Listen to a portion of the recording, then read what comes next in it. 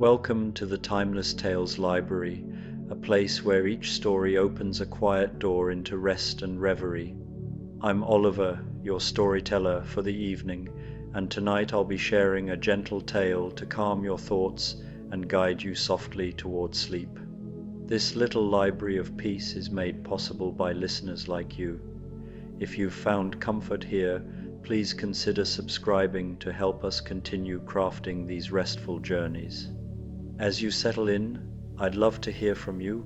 Leave a comment below letting me know where you're listening from tonight, and share a place you'd love a story to carry you to.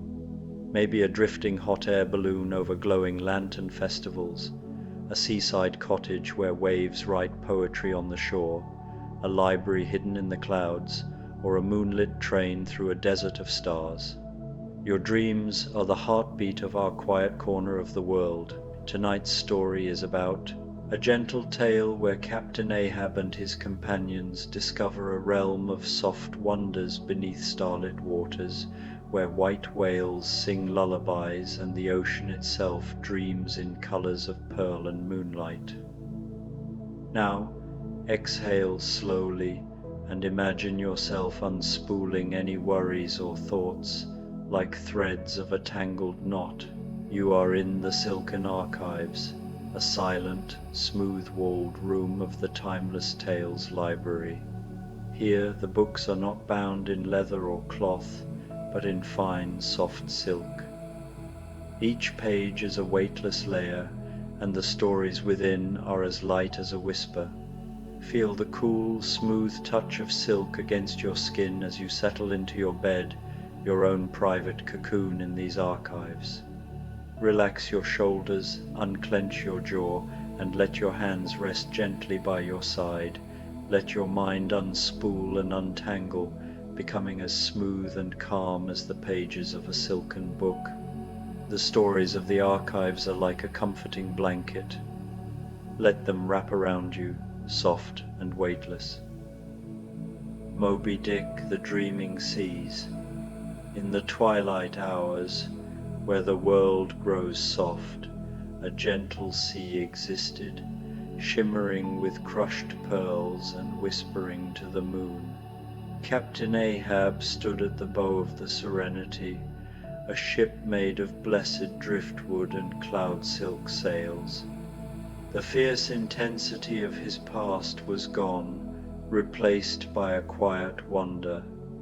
His silver hair was no longer wild with obsession, and his ivory leg was now a gentle reminder of past journeys.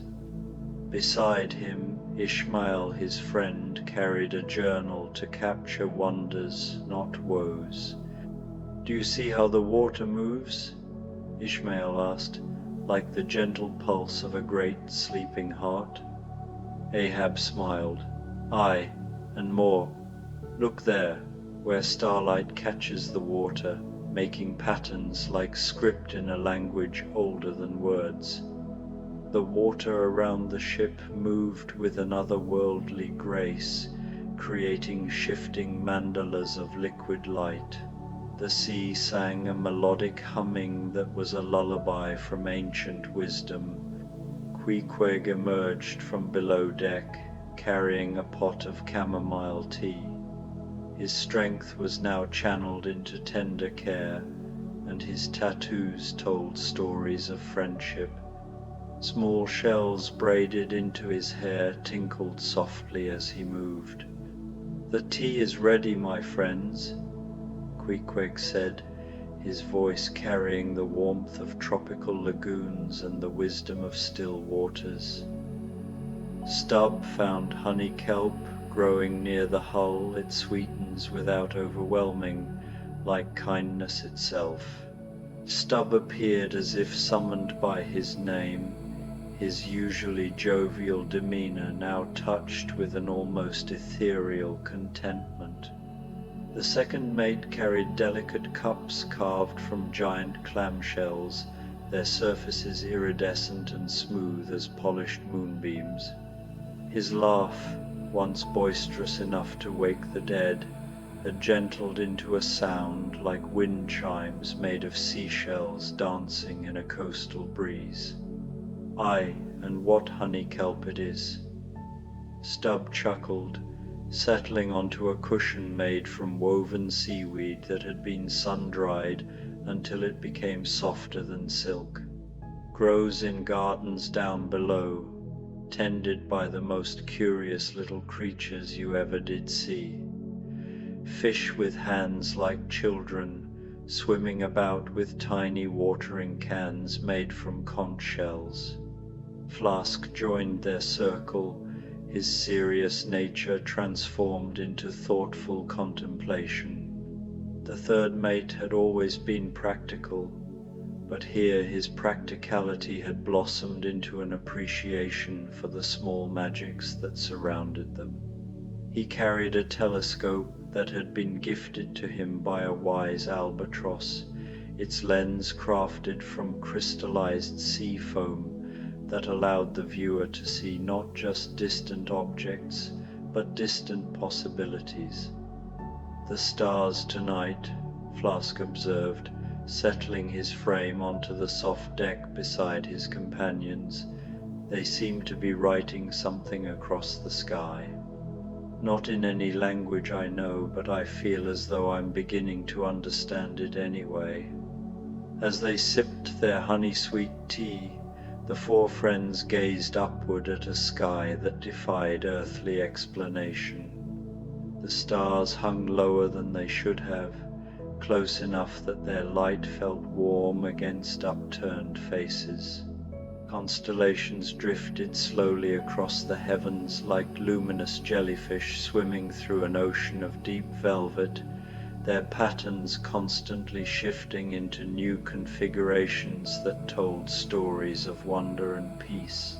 "Perhaps," Ishmael mused, his voice soft as settling sand, "we are sailing through the dreams of the sea itself.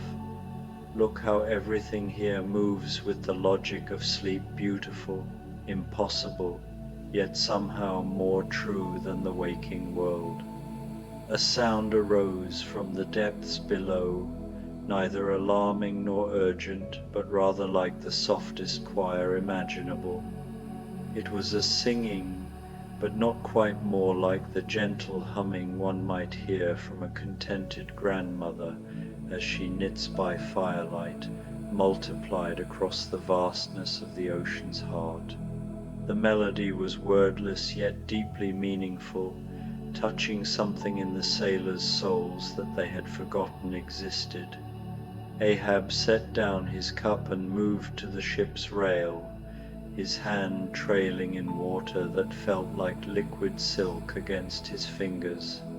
"She comes," he said, and there was no fevered anticipation in his voice, only a quiet joy, like a child seeing the first firefly of summer. From the depths, ascending with the unhurried majesty of a living mountain, rose a wail unlike any that had ever graced the oceans of the waking world. Her skin was not the dark grey or black of earthly leviathans, but rather a luminous white that seemed to contain all colours, and no colour at once opalescent as the inside of an abalone shell, shifting through subtle hues of pearl and cream, and the faintest blush of rose. But it was not her colouring alone that marked her as a creature of this dreaming realm. Her size dwarfed any whale that had ever lived, yet she moved with such grace that she seemed to float rather than swim, ascending through the water like a cloud rising through atmosphere. Along her massive flanks grew gardens of sea anemones that bloomed in colors that had no names, purple silver flowers that rang like tiny bells when touched by the current, coral formations that resembled intricate lace, and phosphorescent moss that traced patterns across her hide like calligraphy written in living light. Upon her broad back rode a forest of kelp trees, their fronds swaying in the underwater currents, heavy with fruits that glowed like captured starlight. Small creatures dwelt among these trees, not the fierce predators of ordinary seas, but gentle beings that resembled a cross between seahorses and hummingbirds, their tiny wings propelling them through the water in spirals of liquid music. "Moby Dick," Ahab whispered, but the name carried none of the old weight of obsession. Instead, it fell from his lips like a prayer of gratitude, like recognition of an old friend encountered after many years of separation. The great white whale's eye, larger than the ship's wheel, deep as a midnight pool touched by stars, turned toward the Serenity with an intelligence that spoke of eons spent in quiet contemplation of the universe's deeper mysteries. When she looked upon Ahab, there was no challenge in her gaze, no echo of ancient conflicts. Instead, there was something that might have been forgiveness, or perhaps simply the vast, patient love that the ocean holds for all who dare to venture upon its surface. She spoke then, though not with words that mortal ears could hear. Her voice was the sound of waves lapping gently against a peaceful shore, the whisper of wind through wheat fields at sunset, the soft breathing of a sleeping child. Yet somehow, impossibly, the sailors understood every nuance of her meaning. "Welcome, travelers of the dreaming tide," her voice seemed to say, though it came from everywhere and nowhere at once. "I have been expecting you, for in this realm all journeys lead to understanding, and all pursuits lead to peace." Queequeg rose slowly, his movements flowing like water itself, and approached the rail where Ahab stood transfixed. "She wishes to show us something," the harpooner said, his words carrying the certainty of one who had always understood the languages that existed beyond speech. "The garden cities where the dream fish dwell, where thoughts take root and grow into coral castles." The whale's massive form shifted beneath the surface, and with movements as gentle as a mother adjusting a sleeping child's blanket, she positioned herself alongside the Serenity. Gardens of sea anemones along her flank parted like curtains, revealing openings that led not into the creature's body, but into passages lined with bioluminescent coral that pulsed with the rhythm of a peaceful heart. "Shall we?" Ahab asked, and his question carried the wonder of a child invited to explore a secret garden. There was no command in his voice, no driving urgency, only gentle invitation and shared curiosity. One by one, the sailors stepped from their ship onto the whale's broad back, their feet sinking slightly into moss that felt like the softest carpet ever woven. The air around them shimmered with tiny droplets that might have been sea spray, or might have been crystallized laughter, each one catching the starlight and throwing it back in rainbow fragments that danced around them like friendly spirits. Stubb reached out to touch one of the kelp trees and gasped in delight as the fronds began to chime softly, like wind bells made from sea glass. "It's singing to us," he marveled, his voice filled with the same wonder he had once reserved for tales of mermaids and hidden treasures. Flask had raised his telescope to study the gardens more closely, and through its mystical lens he could see layers of beauty that existed beyond ordinary sight. The sea anemones were not merely creatures but living jewels that housed tiny civilizations of light beings who went about their daily lives in perfect harmony. The coral formations spelled out stories in languages of color and texture, while schools of translucent fish swam in patterns that resembled sheet music for symphonies of pure emotion. "There are cities here," Flask breathed, lowering his telescope with hands that trembled slightly with awe. "Not built by hands, but grown from dreams themselves. Look, there are bridges made of braided currents, and towers that spiral upward like frozen music, as they venture deeper into the gardens upon the whale's back, following paths of soft bioluminescence that lit their way like lanterns hung by benevolent spirits. The sailors discovered wonders that defied all earthly logic, yet felt as natural as breathing. Trees grew downward from the surface of small ponds, their roots reaching up toward stars that seemed to grow closer with each passing moment. Flowers bloomed that sang in harmonies of color, their petals shifting through spectrums that human eyes had never been designed to see, yet somehow could perceive perfectly in this realm of gentle impossibilities. Ishmael paused beside a fountain that bubbled not with water, but with liquid starlight that rose and fell in patterns that seemed to echo the breathing of the universe itself. "I should be writing this down," he murmured, reaching for his journal, "but somehow it feels wrong to try to capture this in words, as if the wonder of it would be diminished by the attempt to pin it down with language." "Perhaps," Ahab said gently, coming to stand beside his friend, "some experiences are meant to be lived rather than recorded.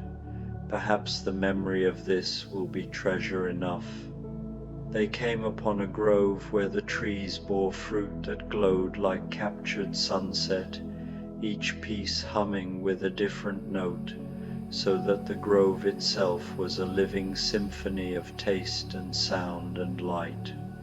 Queequeg plucked one piece carefully, bowing slightly to the tree in gratitude before tasting the golden flesh. His eyes widened with delight. "It tastes like the feeling of coming home after a long journey," he said wonderingly, "like the first sight of familiar shores after months at sea, like the embrace of those who love you waiting at the dock." Each sailor tasted the fruit in turn, and each experienced something subtly different yet equally beautiful. Stubb tasted the flavor of his grandmother's apple pie, eaten on a summer afternoon with nothing but time and contentment. Flask tasted the satisfaction of a problem solved through patient thought, the sweetness of understanding, arriving like dawn after a long night of confusion. Ishmael tasted the pleasure of a perfect metaphor, words arranging themselves into meaning as naturally as rivers finding the sea. For Ahab, the fruit carried the taste of forgiveness, not the bitter struggle to forgive or be forgiven, but the sweet relief of simply letting go, of allowing old wounds to heal into scars that no longer ached, but merely reminded one of how far the journey of healing had traveled. As they wandered deeper into the whale's garden realm, time seemed to lose all meaning, becoming as fluid as the water that surrounded them. They might have explored for minutes or hours or days in this place. Such distinctions mattered no more than counting grains of sand to measure the beauty of a beach. They discovered pools where memories swam like golden fish, darting just beneath the surface where they could be glimpsed but not quite caught. Ahab knelt beside one such pool and saw reflected there not the bitter memories of his past pursuits, but moments of quiet joy he had forgotten.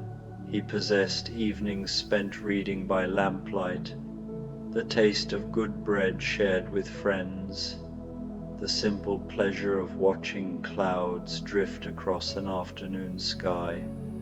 Even in my darkest days, he murmured, his voice soft with recognition, there was always light.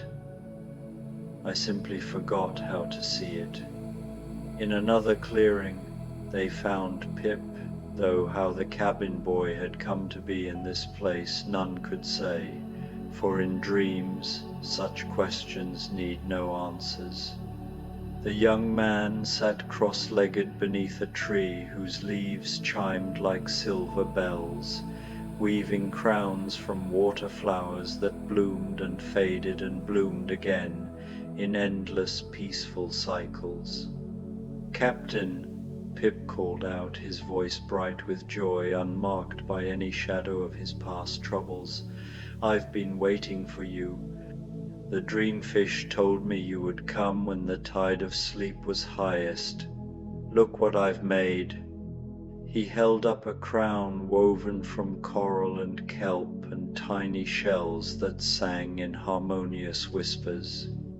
It was beautiful beyond description, yet its beauty lay not in any earthly magnificence, but in the love and patience with which it had been crafted, in the pure intention of joy that had gone into its making. Ahab accepted the crown with hands that were surprisingly gentle, placing it upon his silver hair where it settled as naturally as if it had been made for him alone. "Thank you, lad," he said, and his voice carried depths of emotion that had nothing to do with sorrow. "It's the finest crown I've ever worn." Pip beamed and immediately began weaving another, his fingers moving with the sure grace of one who had found his perfect purpose. "The whale told me stories while I waited," he said, his words dancing like light on water. "Stories about the places where lost things go, and how they're not really lost at all, just taking a rest before they find new homes." Starbuck appeared then, stepping from behind a grove of singing trees, as if he had always been part of this peaceful dream.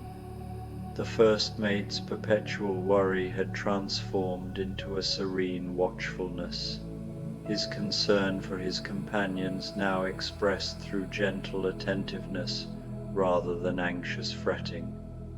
He carried a lantern that burned with cold fire flame that gave light without heat, casting everything it touched in the softest, most flattering glow. "The whale wishes to show us her memory garden," Starbuck said, his voice carrying the calm authority of one who had learned to trust in gentle guidance rather than stern command. "She says it's where all the beautiful moments from every ocean journey come to rest and grow into something even more beautiful." They followed paths that seemed to shift and change even as they walked upon them, not with any sense of confusion or disorientation, but with the pleasant surprise of a conversation that meanders into unexpected but delightful territories. The gardens around them grew more wondrous with each step, here a grove where the trees bore leaves of pure music that rustled into melodies when touched by the soft breezes. There a meadow where flowers bloomed in colors that had no names but felt like emotions given form. As they walked, other members of the Pequod's crew began to appear, materializing from the dreamy landscape like memories becoming solid. Each man bore the same transformation that had touched their captain, the harsh edges of their former lives softened into something altogether more gentle and wise. Daggoo strode among them, the tall African's powerful frame now carrying the grace of a dancer rather than the tension of a fighter. He wore robes woven from sea silk that flowed around him like liquid moonlight, and in his hands he carried a staff topped with a crystal that hummed with the frequency of deep contentment. His laughter, when it came, was like the sound of warm rain on summer leaves. Tashtego moved with the silent grace that had always marked him, but now his watchfulness held no edge of danger or suspicion. Instead, he seemed to see beauty in every shadow and wonder in every movement of the dream-touched air.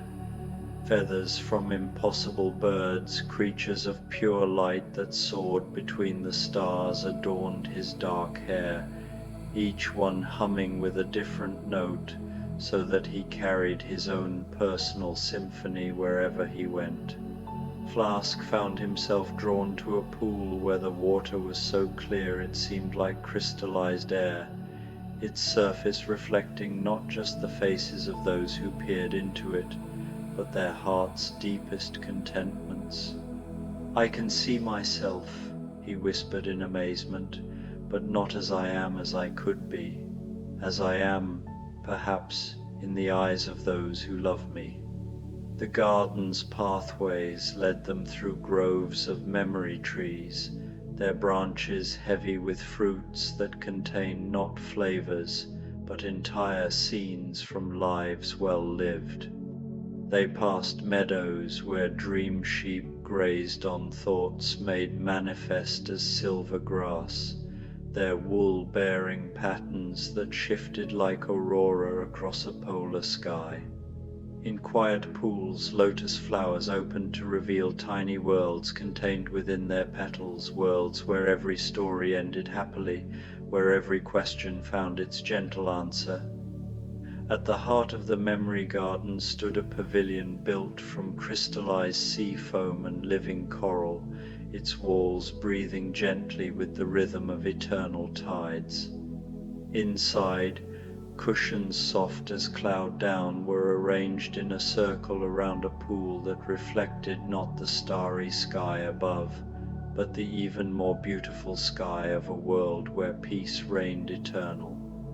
Moby Dick, for such she was, though transformed beyond the recognition of any who had known her in the waking world, lowered her great head until her eye was level with the pavilion. This close, the sailors could see that her eye held depths beyond measure, containing not the alien intelligence they might have expected, but a warm wisdom that embraced all things with equal compassion. "I have carried your anger for so long," she spoke, her voice now the sound of gentle waves against a moonlit shore. "And in carrying it I have transformed it into something else entirely. Would you like to see what anger becomes when it is loved rather than fed?" Ahab approached the great eye, his movements deliberate but unafraid. As he drew near, the whale's gaze seemed to encompass not just his physical form but his entire being, every choice made, every regret harbored, every moment of joy forgotten in the pursuit of vengeance. Under that gaze, Ahab felt something shifting within his chest, like ice melting after a long winter. "Show me," he said simply, and his voice carried the courage of one who had finally learned that true bravery lay not in fighting the world, but in allowing oneself to be transformed by love. The whale's eye began to glow, not with harsh light, but with the soft luminescence of pearls forming in the depths of dream. Images formed within that gentle radiance, not of the conflicts and sorrows of their past encounters, but of moments of beauty that had bloomed unnoticed even in the midst of their darkest chapters. Ahab saw himself standing at the rail of the old Pequod, but now he could see what he had missed, then how Ishmael had watched him with compassion rather than fear, how Starbuck's opposition had sprung from love rather than mutiny, how even in his deepest rage he had never been truly alone. He saw the crew working together with a unity born of shared purpose, and he realized that even his obsession had contained within it a seed of something beautiful, the human capacity to care so deeply about something that one would risk everything for it. The passion was never wrong, the whale sang softly, only its direction. See how it transforms when pointed toward wonder rather than vengeance, toward creation rather than destruction. In the whale's eye, Ahab saw visions of all the voyages that might have been expeditions of discovery rather than pursuit, journeys undertaken not to conquer but to understand. He saw himself as an explorer of beauty, a seeker of wonders, a captain who led his crew not into battle but into marvels beyond imagination. Ishmael gasped as he too peered into the whale's luminous gaze and saw himself not as a mere survivor of another's obsession, but as a chronicler of wonders, a teller of tales that brought hope rather than horror. His words, in these visions, were seeds that grew into gardens of inspiration, stories that helped lost souls find their way home to themselves.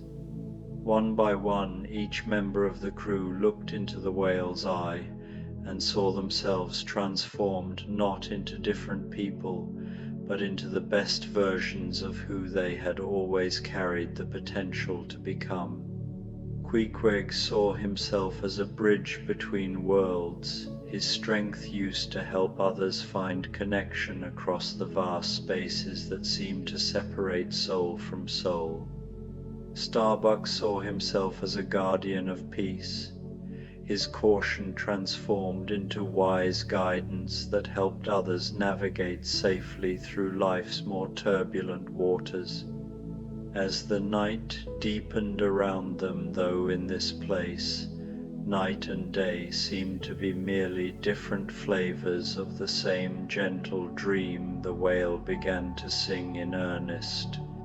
Her song was joined by others, whales that rose from the depths like living islands, each one bearing its own garden of impossibilities, each voice adding its unique harmony to a symphony that seemed to encompass all the love and longing that had ever existed in any ocean of any world. The sailors found themselves singing too, though they could not have said what words they used, or even if words were necessary. Their voices blended with the whale song, with the chiming of the kelp tree bells, with the whispered conversations of the dream fish and the gentle percussion of waves that caressed the sides of vessels made from crystallized moonbeams. As they sang, the very air around them began to shimmer and dance, filled with patterns of light that responded to the music like aurora made visible in the warm air of eternal summer. Colors that had no names painted themselves across the sky in broad strokes of joy, while tiny sparkles of pure happiness drifted down like snow that melted into contentment before it could touch the earth. Pip rose from his place beside the memory trees and began to dance, his movements as natural as leaves swaying in a gentle breeze. Soon the others joined him, their bodies moving in harmony with the whale song, and the pulse of the dreaming sea. There was no self-consciousness in their dancing, no awareness of whether they moved gracefully or clumsily, only the pure joy of bodies expressing what hearts felt too deeply for words. Ahab found himself dancing with a lightness he had not felt since childhood, his ivory leg clicking against the coral soft deck in rhythms that added their own percussion to the evening's gentle symphony. Each step seemed to release some long-held tension, some ancient knot of pain unraveling into threads of pure relief. "I remember now," Ahab said, his voice carrying above the music. "I remember loving the sea for its beauty, seeking the horizon not because I was running from something, but running toward wonder." The whale's song shifted, becoming something like laughter, the bubbling joy of a child discovering a marvel. Around them, the garden bloomed with new growth. Flowers with stained glass petals unfurled, containing scenes of a sunset, a mother whale teaching her calf to sing, and sailors sharing stories under listening stars. From the depths, more wonders rose. Islands of crystallized music drifted past, with trees bearing fruits of melody. Dolphins of liquid silver leaped, leaving trails of laughter. Giant sea turtles swam by with cities of coral on their shells, inhabited by beings of light who waved cheerfully. "Look there," Queequeg said, pointing toward a distant gathering of lights that danced just above the water's surface. "The spirit sailors come to join the celebration." Approaching from all directions came ships made of crystallized dreams, their sails billowing with winds of hope. They were crewed by the spirits of all who had ever loved the sea. These spirit sailors called out greetings that made the Serenity's crew feel as though they had finally arrived at home. The ensuing celebration was a festival of pure joy. There were no competitions or displays, just the shared appreciation of beauty. Stories were shared without words, and gifts of understanding and acceptance were exchanged. As the night wore on, the celebration softened into a gathering of friends simply being together. The sailors reclined on cushions that cradled their spirits. The whale's song gentled into a barely audible lullaby that seemed to arise from the very foundations of existence. Stubb yawned, a sound like wind sighing through summer meadows. "I feel as though I could sleep for 1,000 years," he murmured, "and wake up more rested than I've ever been." "Sleep then," the whale's voice whispered through the water and air around them. "Sleep, and let your dreams become part of this greater dream.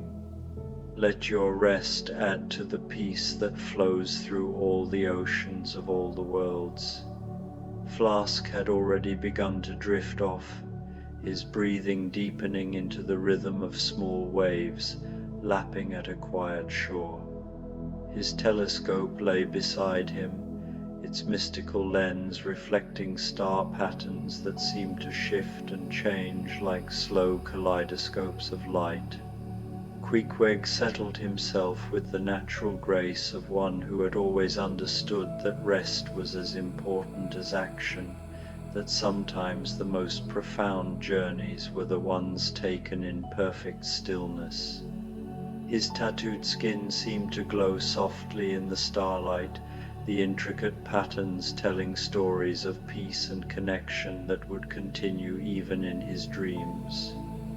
Ishmael found that his journal had filled itself somehow with words he had not written, not descriptions of their adventures, but poetry that captured the essence of what they had experienced in verses that read like crystallized contentment. He smiled as he read a few lines, recognizing the truth they contained, even as he marveled at their unexpected appearance. Where anger once burned bright as shipwreck's flame, now wonder blooms in gardens of the deep. The sea that bore our sorrow bears no blame, it only rocks the willing into sleep. Pip had curled up beneath the memory trees, using a pillow made from woven dream kelp that hummed gentle lullabies when his head rested upon it. Even in approaching sleep, he continued to weave his flower crowns, his fingers moving in patterns that created beauty even without conscious thought. Ahab was the last to settle, drawn by an impulse he could not name to stand once more at the rail where his journey of transformation had begun. The whale's great eye was still watching, still holding that infinite patience and compassion that had welcomed his anger and transformed it into something beautiful. "Thank you," he said simply, and those two words carried within them the weight of a lifetime's learning, the relief of a burden finally set down, the joy of a heart that had remembered how to be grateful.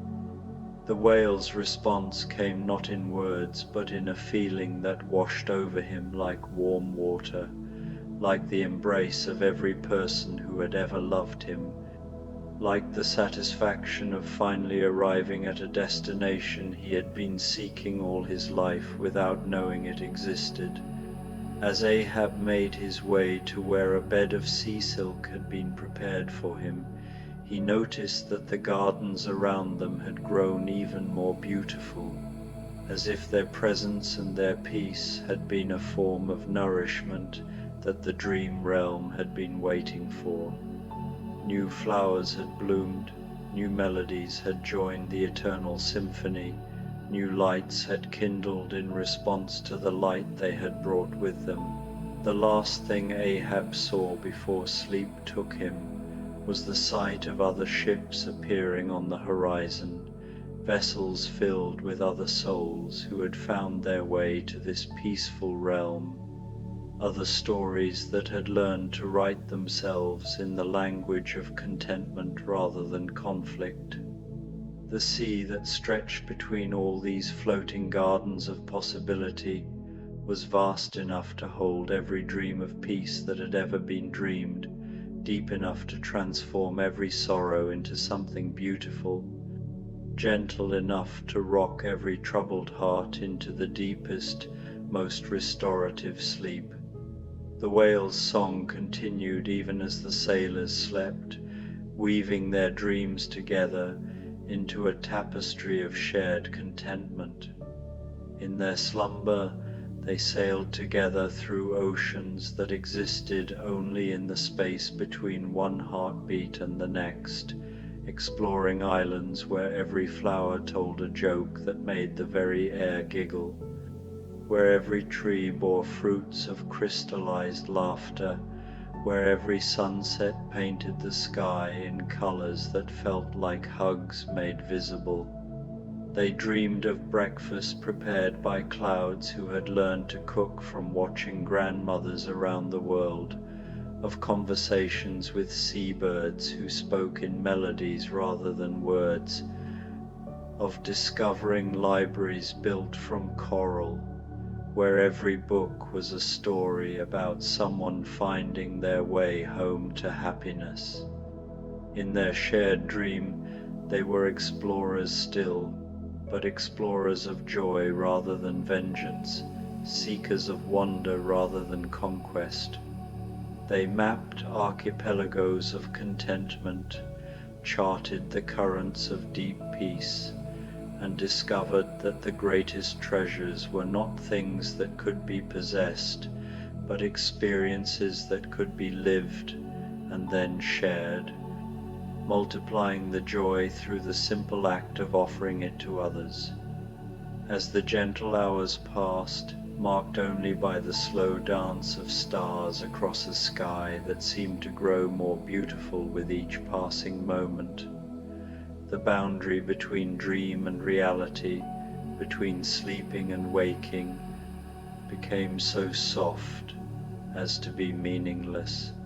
The sailors rested in a peace so complete that it transformed the very nature of rest itself, their slumber becoming not an escape from consciousness but a deeper form of awareness, a way of being present to beauty that was too subtle and vast to be grasped by minds that insisted on staying always awake.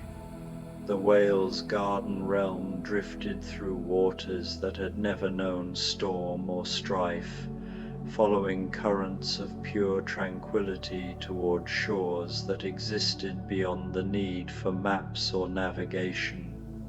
There was no destination because every moment was arrival, no journey's end because every breath was a new beginning, no final harbor because the sailing itself had become home.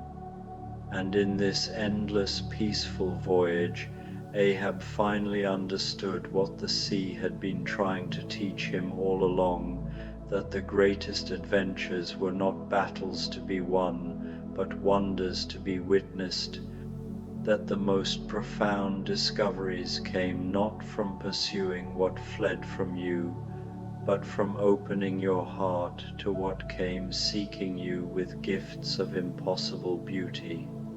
The white whale sang them deeper into sleep, her voice joining with the whispered lullabies of the eternal tides, promising that when they woke, whether in moments or years, or in some other dream entirely, they would carry with them always the memory of this place where anger had been transformed into wonder, where obsession had bloomed into appreciation, where the harsh edges of a hard world had been smoothed into something soft enough to rest upon forever. In the deepest part of their sleep, the sailors dreamed that they had become part of the whale's song themselves, their voices adding harmonies to a music that would play on through all the oceans of all possible worlds, a lullaby for every troubled soul who had ever looked out at dark waters with longing.